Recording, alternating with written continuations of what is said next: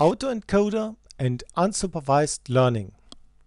Why I'm combine autoencoder with unsupervised learning techniques. I would like to improve the learning rate, particularly for deep learning. To understand why it's a problem, it's important to understand what is an autoencoder. An autoencoder, it's something that you have an input and the same output, and you have a small number of values that is the gate, and when you have an input you have a similar output.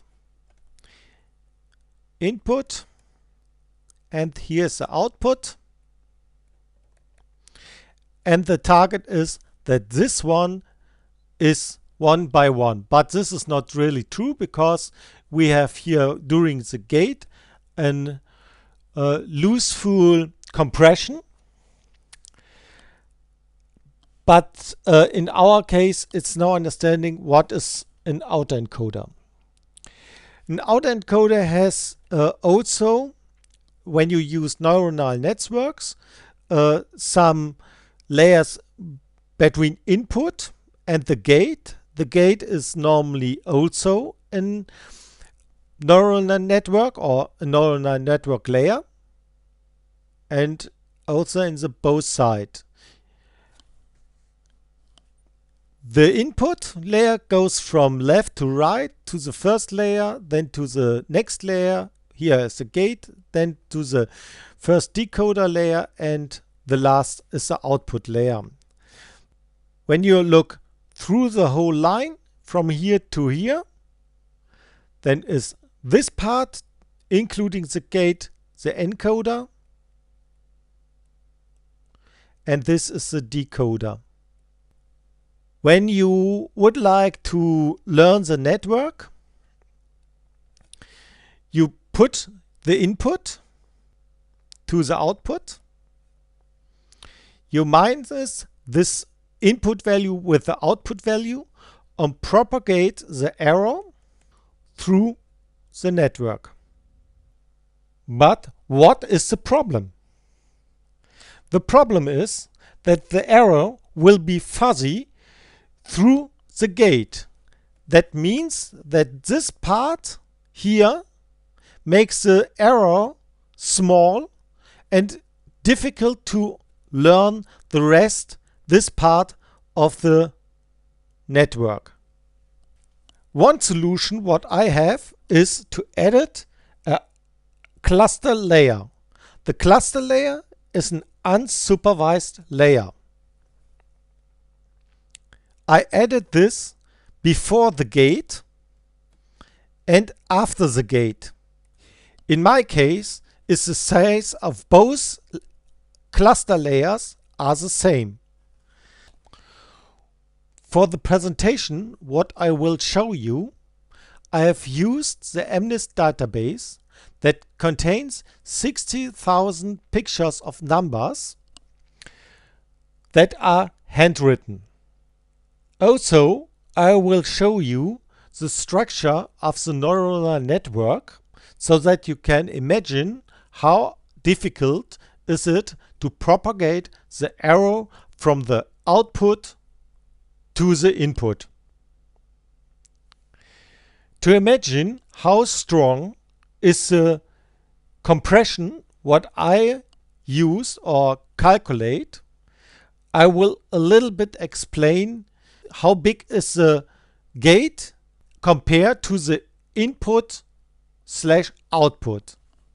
The input has 28 by 28 pixels, that is 784 values, and the gate is 10 or 5. You can also have 20, 50 or other numbers, but these two numbers of neurons will I use for this presentation. My network has as an input 28 by 28 values.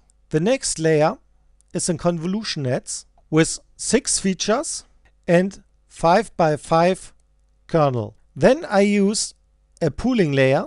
The pooling layer make an average from 2 by 2 values. The next layer is also a convolution nets with 12 features and a kernel 5 by 5, and again a pooling layer with 2 by 2 values.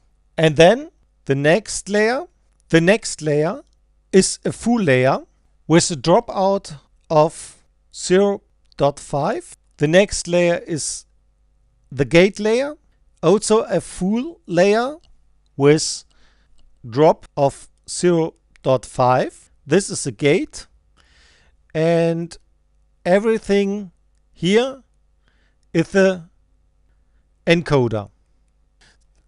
Then I have only 2 decoders layers. This next one is a full layer with 20 neurons and an output layer with 784 neurons and the output. That 2 layers are the decoder. The unsupervised learning or cluster layer are here connected. That contains 10 neurons and also a second cluster layer with 10 neurons. So you can imagine when we have here an arrow and we would propagate the arrow through all layers, then we have 1 layer, 2 layer, 3 layer, 4 layer and 5th layer that we must calculate it through. And this makes the calculation or the learning rate difficult. Normally, when you learn a network, you have a parameter that calls alpha or also learning rate. This value, alpha, is in our case 0.85. This is a high value and in our case constant. Normally the alpha value are reducing through the learning iteration. In our case, the learning iteration is fixed. Also, is the learning rate for 0.85 rather high. But I would like to show you a fast solution. I will show you the results in a combination of 2 parameters. Which parameters I would like to show you? The first parameter is a gate parameter. The gate parameter could be 5 or 10. Also is a question of cluster. Or if we use a cluster or no cluster. We create a table or small sheet so that we input the results when we see any progress, or we can say, okay, the network show you us a result what we can understand or say, okay, the autoencoders are worked. Let us start the program.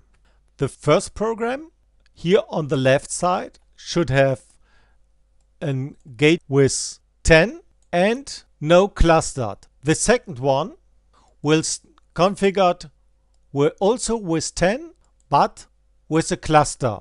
Let us start the programs.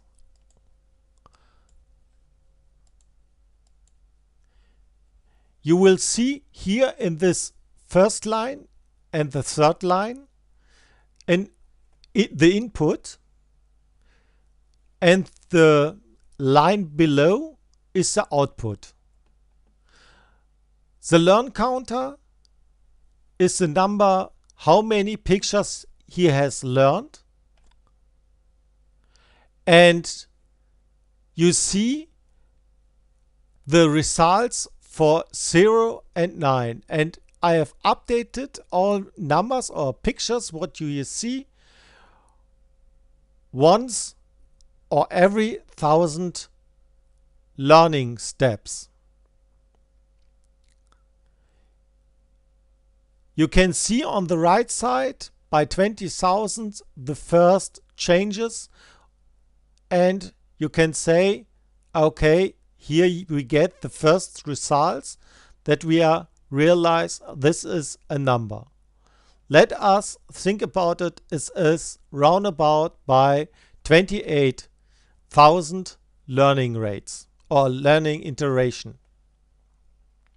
Here on the left side, without cluster, we can say, okay, roundabout, let us say here 40,000. Let us put this into the program, into this sheet. We have here 27,000, and we can say here 40,000 learning iteration till we have a good result. I think when we see the neuronal network with 5 neurons in the gate, that are a huge difference between a neuronal network with cluster layers and without cluster layers. Let us stop this program and start it again, but now with 5 neurons in the gate. I beg that you get a little bit patient, because it costs a little bit more time to see the improvement. Because we have only 5 neurons, and this is far below the normal numbers of pictures when we think about as a human in cluster. We think we has a cluster of 10 because it's 10 numbers.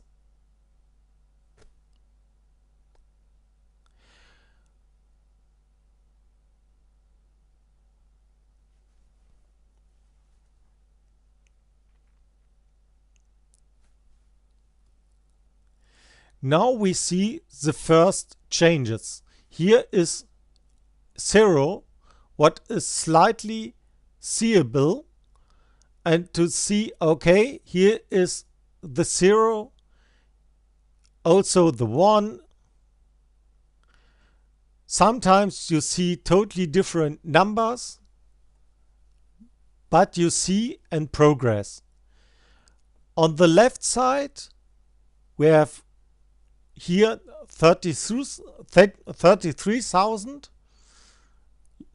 learning iterations. Any progress, because this is so fuzzy that you cannot see any difference, only the difference between the learning iteration, but not between all the figures.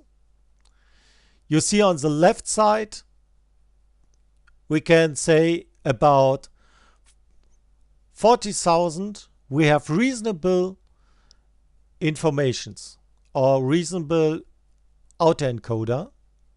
Let us put this figure into the sheet.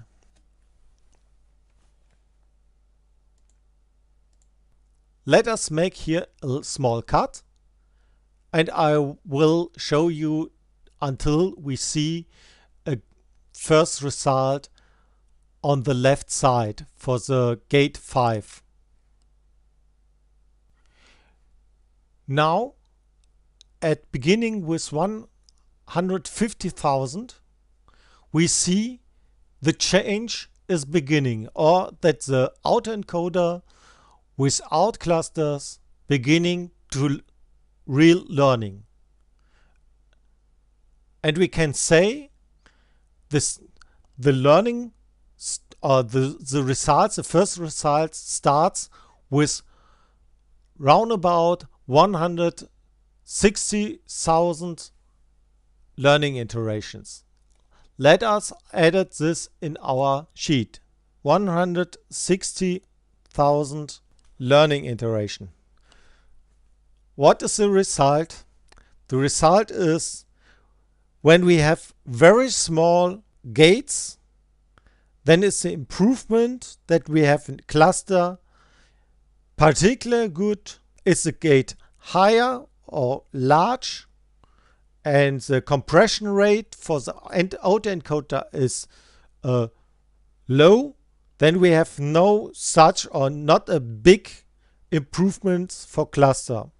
In my point of view, the conclusion is that the cluster help us to improve the learning rate in the neuronal network, and here particular for the autoencoder. In my point of view, is this result interesting and very useful for the future. Thank you.